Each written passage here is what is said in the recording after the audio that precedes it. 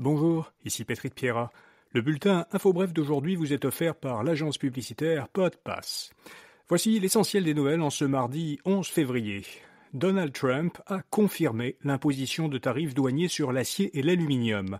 À compter du 4 mars, tous les pays devront s'acquitter de tarifs douaniers de 25% pour exporter l'acier et l'aluminium aux États-Unis. Le président américain a affirmé que les États-Unis n'avaient pas besoin de l'acier et de l'aluminium produits au Canada. Le Québec, qui compte 9 des 10 alumineries canadiennes, serait particulièrement touché par une entrée en vigueur de ces tarifs. François Legault a souligné sur X que la province exporte chaque année aux États-Unis presque 3 millions de tonnes d'aluminium, ce qui représente, a-t-il précisé, 60% des besoins américains. Pierre Poilievre veut couper l'aide internationale pour financer une base militaire en Arctique. Le chef du Parti conservateur compte réduire de façon importante l'aide que le Canada apporte à d'autres pays, comme l'Ukraine, et investir ces sommes dans la défense de l'Arctique. S'il devient Premier ministre, ce sera, dit-il, fini de donner notre argent au reste du monde. Pierre Poilievre a annoncé qu'il voulait construire une base militaire permanente à Iqaluit, au Nunavut, doubler de 2000 à 4000 le nombre de Rangers canadiens déployés au Yukon, dans les territoires du Nord-Ouest et au Nunavut, et acheter 2 navires brise-glace supplémentaires. Mobilité Infra Québec cherche son premier PDG. L'agence créée en décembre par le gouvernement Legault pour analyser, planifier et réaliser des projets de transport collectif a publié un premier appel de candidature pour le poste de PDG.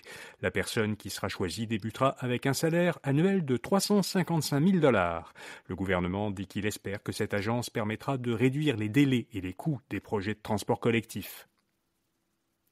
Des scientifiques estiment que la Terre est entrée dans une longue période de réchauffement. La planète a connu pour la première fois l'an dernier une année complète avec une température moyenne supérieure de 1,5 degrés Celsius au niveau pré-industriel. Selon 2 études publiées dans la revue scientifique Nature Climate Change, la Terre aurait peut-être déjà basculé pour plusieurs décennies dans une période de température au-dessus de 1,5 degrés Celsius. Les chercheurs voient l'atteinte de ce seuil de réchauffement sur un an comme une alerte précoce, indiquant qu'il serait en voie d'être franchi pour le long terme. La famille Abatiello veut transformer le marché québécois de l'immobilier. Le groupe Abatiello, qui possède les restaurants Pizza Salvatore, compte lancer le mois prochain une nouvelle application immobilière baptisée Ubi. Ubi permettrait à des propriétaires immobiliers d'y mettre en vente leur résidence et à des professionnels de l'immobilier de vendre leurs services aux propriétaires.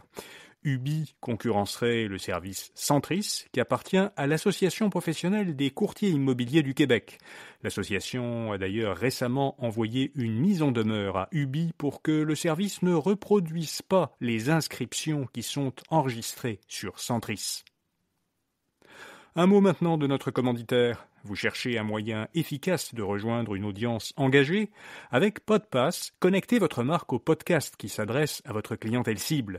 Chaque campagne est soigneusement conçue pour s'intégrer de façon naturelle dans le contenu, en étant lue par des animateurs, exactement comme moi en ce moment. Découvrez comment mener une campagne publicitaire en réservant dès aujourd'hui une consultation gratuite avec l'équipe PodPass. Suivez le lien dans la description de cet épisode. Le Cirque du Soleil a supprimé 110 postes à son siège social de Montréal. L'entreprise, qui compte environ 4000 employés, s'est ainsi départie de 2% de ses effectifs. Le Cirque du Soleil a expliqué que ces coupures doivent l'aider à gagner en agilité et à rationaliser ses coûts. Au total, le groupe a supprimé environ 500 emplois depuis novembre.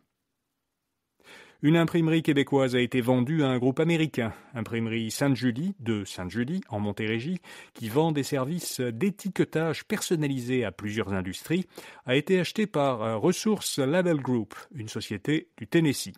L'imprimerie compte une centaine d'employés et appartenait à la même famille depuis près de 50 ans. Sa direction explique que cette vente permettra à l'entreprise d'élargir ses capacités et d'innover. La Banque de Montréal a lancé de nouveaux certificats canadiens d'actions étrangères.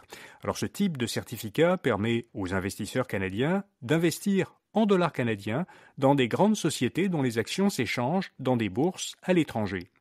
Les nouveaux certificats de la Banque de Montréal s'échangent, eux, sur la bourse torontoise CBOE Canada, qui était auparavant connue sous le nom NEO. Ces certificats permettent d'investir dans 3 entreprises japonaises, Nintendo, Honda et Toyota, dans l'entreprise suisse Nestlé et dans l'entreprise allemande Mercedes-Benz. Et puis un groupe d'investisseurs mené par Elon Musk veut prendre le contrôle d'OpenAI. Selon le Wall Street Journal, le groupe aurait offert près de 140 milliards de dollars pour acheter l'organisme à but non lucratif qui contrôle OpenAI, la start-up américaine derrière le robot ChatGPT. Le PDG d'OpenAI, Sam Altman, a indiqué sur X qu'il rejetait l'offre.